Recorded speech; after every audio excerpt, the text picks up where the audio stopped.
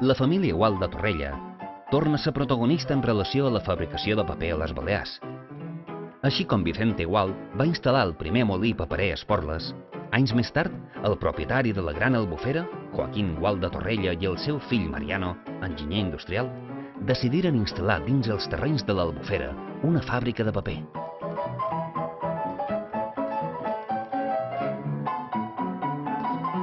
Entre els diversos motius, el principal va ser la utilització de canyet com a matèria prima, però també la facilitat de transport pels canals i l'aigua dolça amb abundància.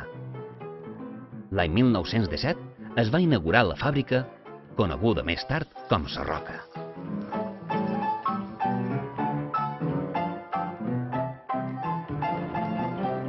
En Joan Mallol va ser el primer director del Parc Natural de l'Albufera, però els seus records, relacionats amb aquest espai, es remunten anys abans, quan la fàbrica encara estava en funcionament.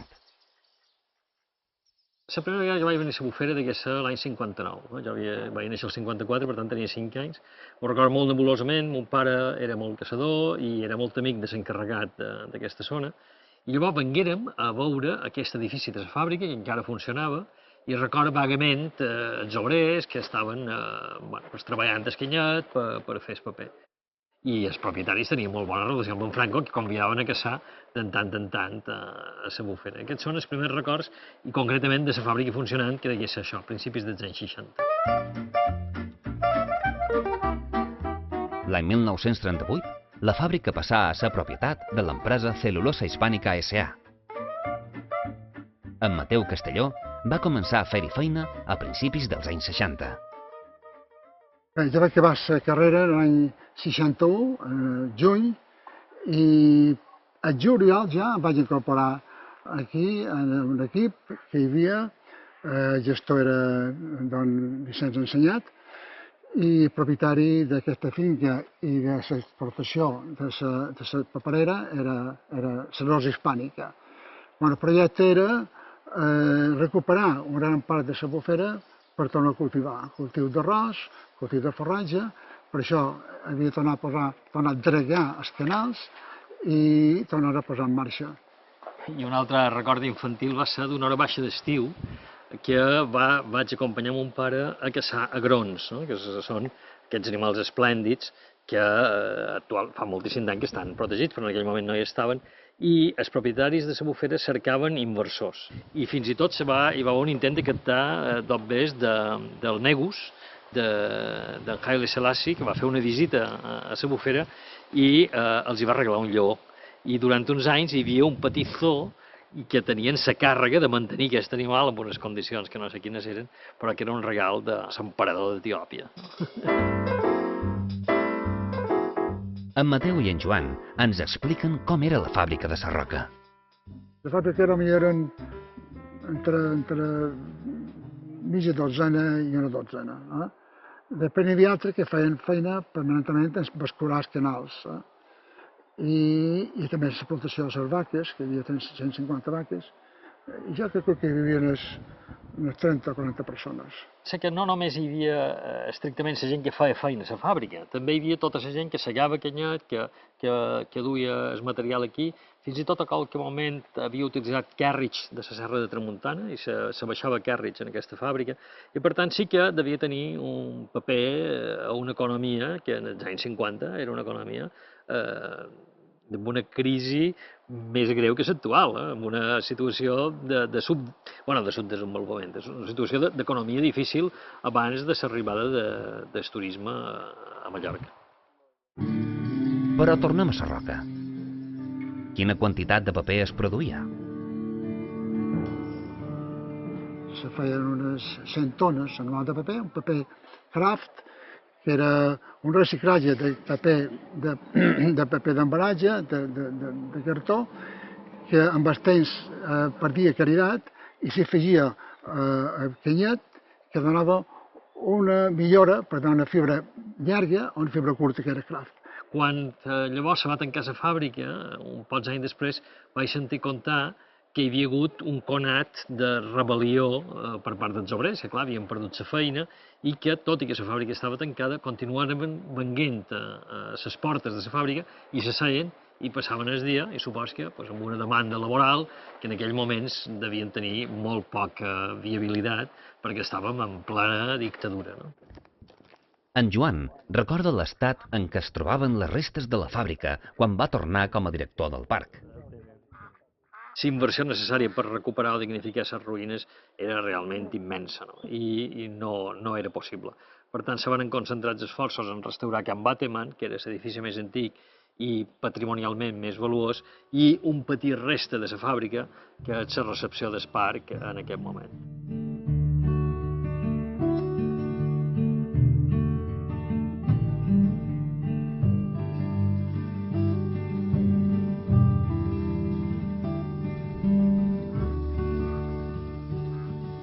La zona de l'Albufera es veia sotmesa a freqüents inundacions i les epidèmies de paludisme afectaven a una gran part de la població dels seus voltants. Després de diverses iniciatives, l'any 1863 es va fer la concessió a la companyia anglesa New Majorca Land & Co., fundada per John Bateman i William Hope, per fer efectiva la dessecació de l'Albufera.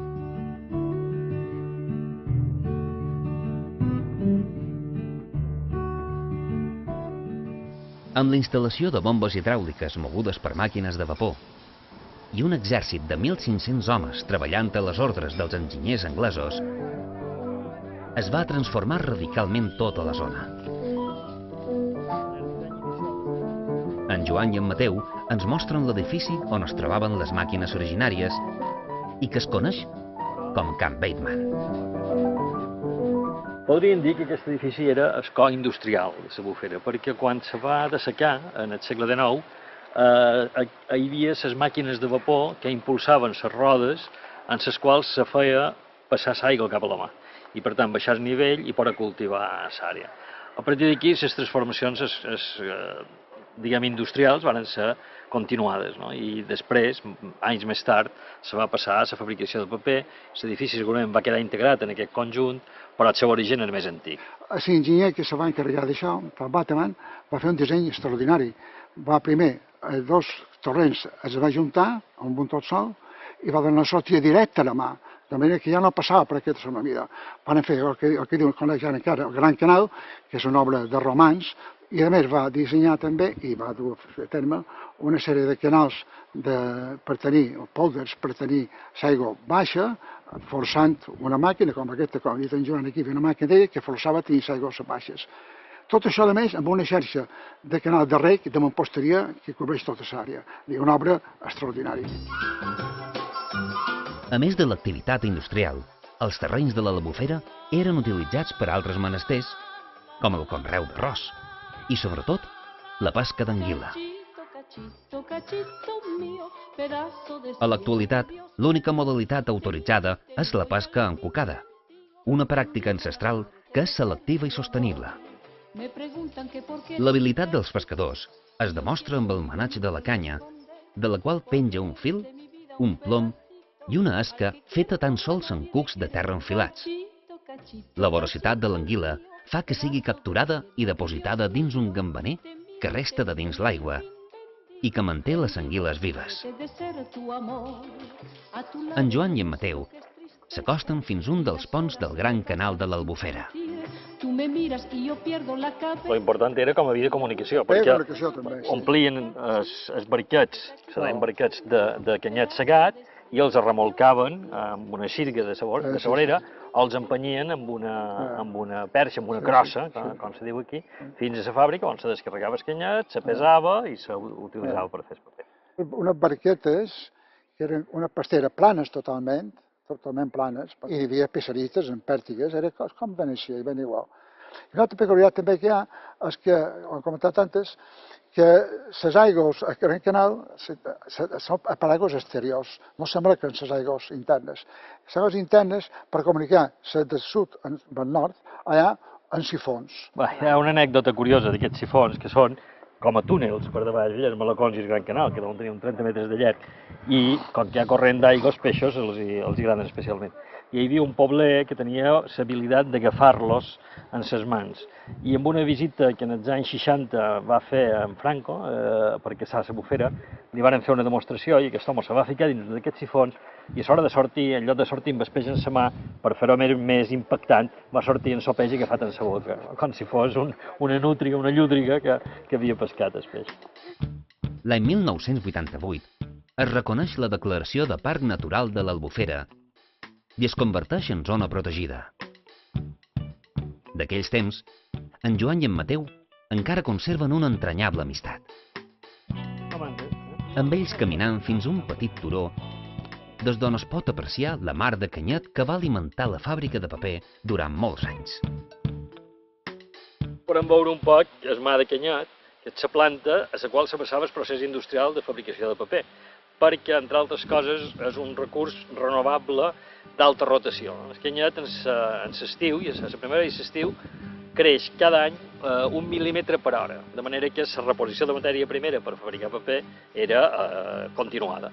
Tant que suposa un problema de gestió per un espai natural alterat, com és el cas de la Bufera, històricament, i per tant, quan se va crear el parc, vàrem cercar una forma de controlar aquesta immensa quantitat de biomassa que s'acumula i se va optar sobretot per la introducció de bestiar. Hi va cavalls, vaca mallorquina, durant uns anys també va haver búfals, que consumien aquest canyet i acceleraven aquest cicle ecològic que facilitava un equilibri entre les aigües obertes i les zones amb molta cobertura vegetal.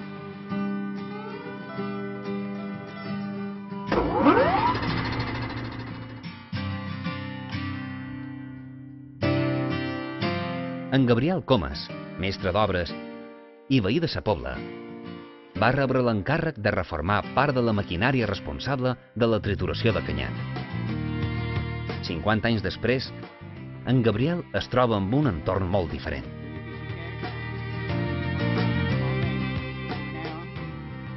Aquí començava la fàbrica, o sigui, la sortida de paper estava més o menys en aquesta distància. Les màquines feien el paper estaven de cap allà, que baixaven. Després hi havia estanques de la pasta.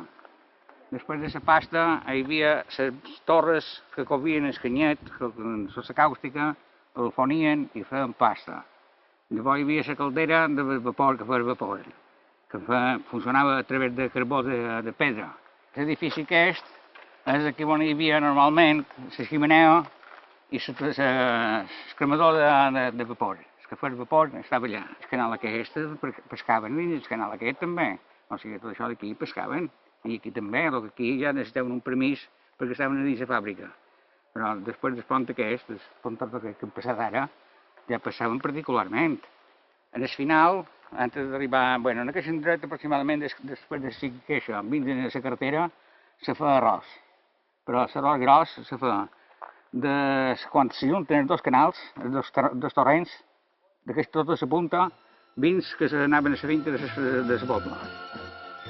En Gabriel recorda els treballadors que hi feien feina. A l'oficina pareix que eren 4. A la fusteria n'hi havia 3, són 7. Bueno, això i ara els altres ja han de parlar per turnos. Perquè no s'aturaven, o sigui, si donava carbó, hi havia 3 turnos, feien 3 turnos, de 8 hores cada dia, perquè era pesat, i feien 3 turnos i hi havia un el carbó, un dirigir la màquina de capolà, llavors hi havia una a cada tanque, i hi havia 2 o 3 a la màquina que feia per fer. Per tant, hi havia aproximadament una vintena. O sigui, aquests ja feien feina a tanta de tonelada de feina.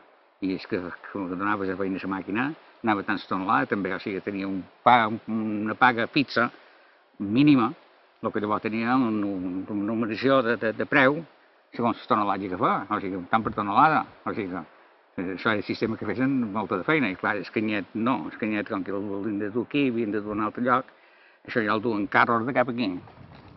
O sigui, no camions, carros. A la dècada dels 50, Les comunicacions entre diferents pobles, on no hi havia tren o autobusos de línia, eren més complicades. I la gent es movia en bicicleta, en carro o en les famoses mobilets.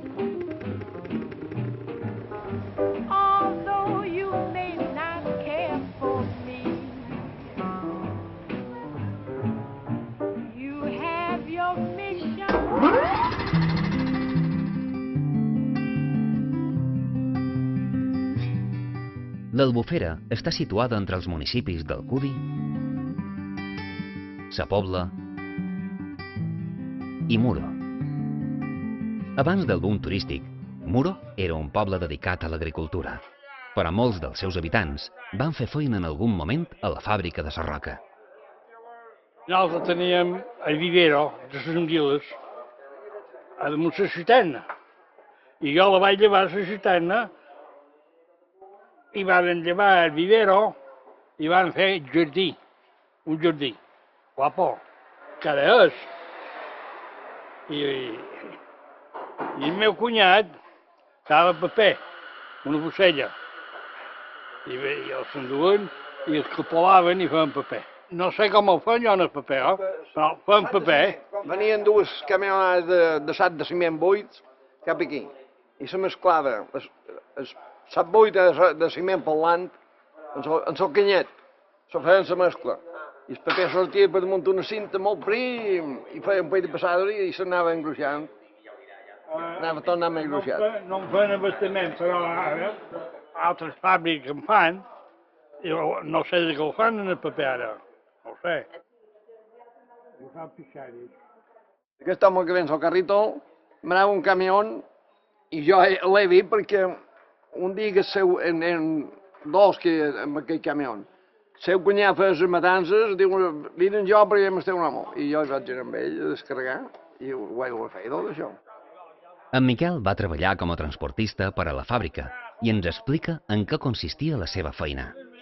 Teníem el camió amb el TT i anàvem que me'l firmassin d'això i llavors quan havien d'embarcar el paper me'l revisaven i posaven a la manera 3 o 4 amos i me'l ajudaven perquè hi havia rotllos de paper que devien fer més de 300 quilos. Ho feien amb un camió i hem d'anar a carregar allà. Anaven a carregar allà, hem d'anar a descarregar i anava. Però no cobraves tu del paper. No cobrava. Això ho dic. Si te pagaven l'amo del paper, un ensenyat que direm. Un ensenyat tenia missatges i pagaven els missatges. I li feien i me'l mandaven els altres. No, però cobràvem en de llana amb una carta. Per allà dins. Pedro, seguí! Vine. Quantes hores tens? Tantes. Miraven per allà, perquè hi tenim un encarregat. També era bo.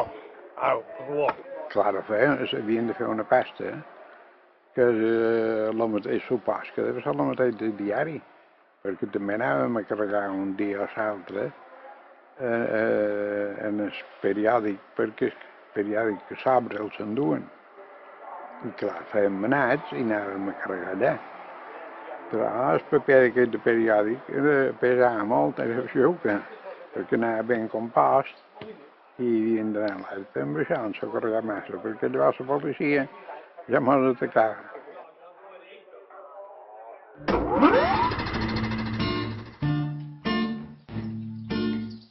Així com la fàbrica de Sarroca va haver de tancar, era el testimoni entranyable dels treballadors que hi feren feina. Era feixuc, era feina sobrada. Jo crec que va ajudar molt en el poble, d'una manera o de l'altra, a desenvolupar-se, a part de tot el que hi havia antes. Sí, perquè te tornes més madura, més aviat, sí, les vivències que tens i una responsabilitat, perquè, clar, eren maquinaris i eren feines de responsabilitat, i tan jove, sí, te va fer madurar més. I la gent guanyava un bon jornat, i les dones guanyaven un bon jornat, i en aquella època, pues, ajudaven a treure la família endavant. I jo crec que la relació de la indústria amb la natura no és absurda, i en aquest moment, per exemple, l'alternativa de utilitzar la biomassa de moltes zones forestals de Balears per obtenir energia o matèria s'haurà de considerar i suposo que ho arribarem a veure. Què has de donar tu? El que saps que hi havia, que és el que puc fer, el que sé que hi havia. Com està avui? No ho conec. No conec res.